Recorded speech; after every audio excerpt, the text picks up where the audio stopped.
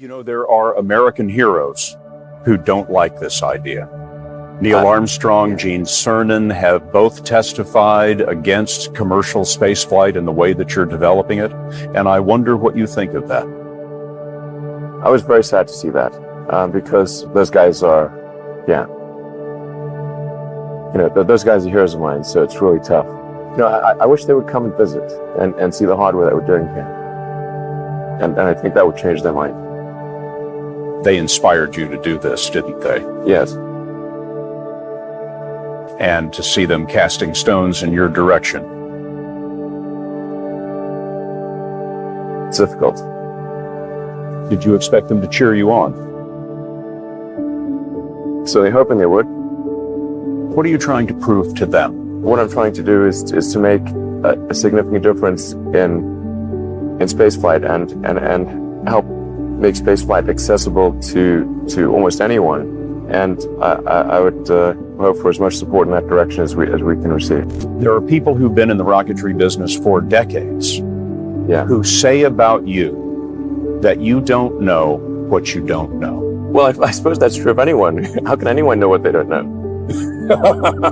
But when critics say you can't do this, your answer to them is, we've done it. But what I first tried to do was I tried to get a job at Netscape. So I didn't actually try to start a company. I tried to get a job at Netscape. And then that didn't work out. No, I didn't get any reply. So I had a physics and economics degree, or physics and business degree from Wharton. And I was doing grad studies in applied physics and material science. And I guess that, I didn't have a computer science degree or several years working at a software company. So for whatever reason, I didn't get a reply from Netscape, and I actually tried hanging out in the lobby, but I was too shy to talk to anyone. So I was just like standing in the lobby trying to see if there's someone I could talk to, and then I just couldn't. I was too scared to talk to anyone, so then I left. So after my third trip, I said, okay, well, what we really need to do here is try to solve the space transport problem. And started SpaceX. This was against the advice of pretty much everyone I talked to. One friend made me sit down and watch a bunch of videos of rockets blowing up. Let me tell you, he wasn't far wrong. It was tough going there in the beginning because I'd never built anything physical. I mean, I'd built like little model rockets as a kid and that kind of thing, but I'd never had a company that built anything physical. So I had to kind of figure out how to do all these things and bring together the right team of people. We did all that and then failed 3 times. It was tough going. Because the thing about a rocket is that the passing grade is 100%. You don't get to actually test the rocket in the real environment that it's going to be in. So I think the best analogy for rocket engineering is like if you want to create a really complicated bit of software, you can't run the software as an integrated whole, and you can't run it on the computer it's intended to run on. But the first time you put it all together and run it on that computer, it must run with no bugs. The first launch, I was picking up bits of rocket near the launch site. It was a bit sad. I gave basically both SpaceX and Tesla from the beginning a probability of less than 10% of likely to succeed. Yeah, 2008, we had the 3rd consecutive failure of the Falcon 1 rocket for SpaceX. Tesla almost went bankrupt. We closed our financing round 6 p.m. Christmas Eve 2008. It was the last hour of the last day that it was possible. We would have gone bankrupt 2 days after Christmas otherwise. And I got divorced. That was like rough, man. Tesla's a sell. You don't want to own this stock. You don't want to lease it. Heck, you shouldn't even rent the darn thing. We just want you to take it for a test drive on that IPO and then bring it right back to the lot. Why? Because beyond the hype, there's just not much going on here. Tesla still has yet to turn a profit. That'll be a $1.5 billion company with no profit. Its most recent quarter, it actually lost more money than it did the year before, $1.5 billion, losing more money than the year before. This is a company with limited visibility. If things had just gone a little bit the other way, both companies would be dead. And I like one of the most difficult choices I've ever faced in life was in 2008.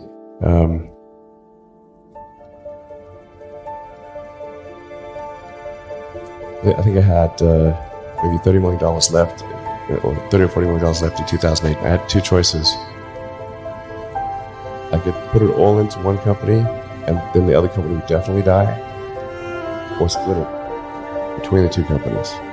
But if I split it between the two companies, then both might die. When you put your blood, sweat, and tears into creating something, or building something, it's like a child. So it's like, which one am I going to let one starve to death? I couldn't bring myself to do it, so I split the money between the two. Fortunately, thank goodness, they both came through. The idea of being multi-planet species and getting out there and exploring the stars is one of those really inspiring, exciting things. I mean, just as Apollo was incredibly inspiring to everyone around the world, and even those, I mean, only a very tiny number of people went there, but I mean, vicariously, we all went there. And I think that's true of if we have a Mars base as well. And it's very important that we have things that are exciting and inspiring in the future, because otherwise, why get up in the morning? You know, it's just about one sort of sad problem after another. It's like life's not worth living. When I was a kid, I was wondering kind of what's the meaning of life? Like, why are we here? What's it all about? And I came to the conclusion that what really matters is trying to understand the right questions to ask.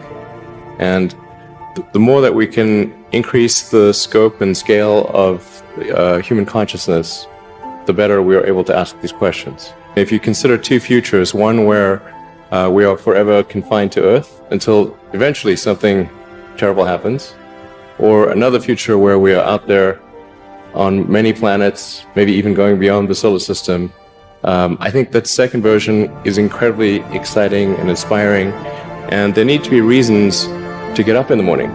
You know, life can't just be about solving problems. Otherwise, what's the point? There's got to be things that people find inspiring and make life worth living. When you had that third failure in a row, did you think, I need to pack this in? Never. Why not? I don't ever give up. I mean, I'd have to be dead or completely incapacitated. 8 weeks later, Musk bet the company on another flight. We have liftoff. And this time around, everything worked. Perfect. If that fourth launch hadn't worked, that would have been it. We would have not had the resources to mount a fifth. You couldn't have gone out at that point. Yes, death would have been, I think, inevitable because we did not have the resources to mount a fifth launch. I'm probably not the guy that most people would bet on. Who wins? It's like a little kid fighting a bunch of sumo wrestlers. Usually the sumo wrestlers win. We're a little scrappy company. Every now and again, the little scrappy company wins. And I think this will be one of those times.